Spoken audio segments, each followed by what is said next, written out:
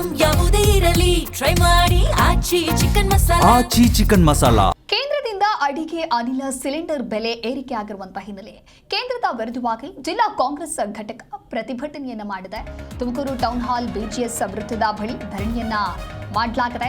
ಕೇಂದ್ರದಿಂದ ಅಡಿಗೆ ಅನಿಲ ಸಿಲಿಂಡರ್ ಬೆಲೆ ಏರಿಕೆಯ ವಿರುದ್ಧವಾಗಿ ಆಗಿರುವಂತಹ ಪ್ರತಿಭಟನೆ ಇದು. ಜಿಲ್ಲಾ ಕಾಂಗ್ರೆಸ್ ಘಟಕ ಪ್ರತಿಭಟನೆಯನ್ನ ಮಾಡಿದೆ. ತುಮಕೂರು ಟೌನ್ ಹಾಲ್ ಬಿಜಿಎಸ್ ವೃತ್ತದ ಬಳಿ ಧರಣಿ. ಎಲ್ಪಿಜಿ ದರ ಏರಿಕೆ ಮಾಡಿರುವಂತಹ ಹಿನ್ನೆಲೆಯಲ್ಲಿ ಬೀದಿಗಿಳಿದಿದೆ ಕಾಂಗ್ರೆಸ್. ಕೇಂದ್ರ ಹಾಗೆ ಪ್ರಧಾನಿ ಮೋದಿ ವಿರುದ್ಧವಾಗಿ ಧಿಕ್ಕಾರವನ್ನ ಕೂಗಿ ತಮ್ಮ ಆಕ್ರೋಶವನ್ನ ವ್ಯಕ್ತಪಡಿಸಿದ್ದಾರೆ. ಹಲವು ಕಾಂಗ್ರೆಸ್ ಮುಖಂಡರು ಸೇರಿದಂತೆ ಕಾಂಗ್ರೆಸ್ನ ಕಾರ್ಯಕರ್ತರು ಭಾಗಿಯಾಗುತ್ತಾರೆ ಒಂದು ಪ್ರತಿಭಟನೆಯಲ್ಲಿ. ನೀವು ಕೂಡ ದೃಶ್ಯದಲ್ಲಿ ಗಮನಿಸ್ತಾ ಇರಬಹುದು ಯಾವ ರೀತಿಯಾಗಿ ಕಾಂಗ್ರೆಸ್ನ ಮುಖಂಡರು ಹಾಗೆ ಕಾರ್ಯಕರ್ತರು ಸೇರಿ ಪ್ರತಿಭಟನೆಯನ್ನು ಮಾಡ್ತಾ ಇದ್ದಾರೆ ಅಂತ. ಅಂದ್ರೆ ಕೇಂದ್ರದ ವಿರುದ್ಧವಾಗಿ ಜಿಲ್ಲಾ ಕಾಂಗ್ರೆಸ್ ಘಟಕ ಮಾಡ್ತಾ ಇರುವಂತಹ ಪ್ರತಿಭಟನೆ ಇದು.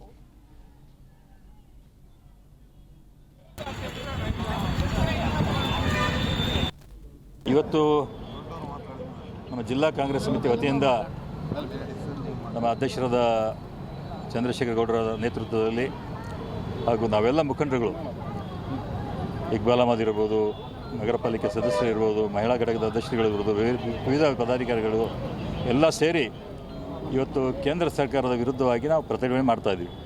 ಇದರ ಮುಖ್ಯ ಉದ್ದೇಶ ನಮಗೆಲ್ಲರಿಗೂ ಗೊತ್ತಿದೆ. ಏನು ಕೊಲ್ಲಿ ರಾಷ್ಟ್ರದಲ್ಲಿ ಯುದ್ಧ ನಡೀತಾ ಇದೆ, ಇದರ ಪರಿಣಾಮವಾಗಿ ಇವತ್ತು ಭಾರತದಲ್ಲಿ LPG ಗ್ಯಾಸ್ ಸಿಲಿಂಡರ್ಸ್ ಸಿಗ್ತಾ ಇಲ್ಲ. ಈಗಾಗಲೇ ಬೆಂಗಳೂರಲ್ಲಿ ಇದರ ಎಫೆಕ್ಟ್ ಆಗಿದೆ. ಒಂದು ಕಡೆ ರೇಟ್ ಜಾಸ್ತಿ ಆಗಿದೆ.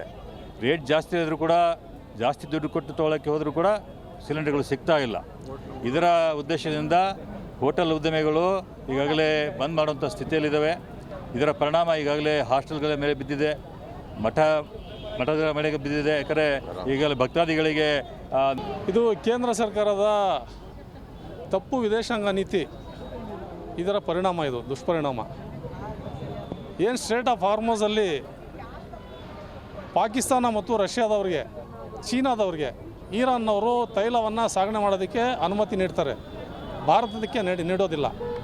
ಕಾರಣ ಏನಪ್ಪ ಅಂದರೆ ಈ ಹಿಂದೆ ನಮ್ಮ ಶತ್ರು ರಾಷ್ಟ್ರದ ವಿರುದ್ಧ ಭಾರತದ ಪರವಾಗಿ ಇರಾನು ಮತವನ್ನು ಚಲಾಯಿಸಿತ್ತು ಮತ್ತು ನಮಗೆ ಡಾಲರ್ಗಳಲ್ಲ ರೂಪಾಯಿಯಲ್ಲಿ ನಮಗೆ ತೈಲವನ್ನು ಅದು ಕೊಡ್ತಾಯಿತ್ತು. ಇರಾನ್ ದೇಶ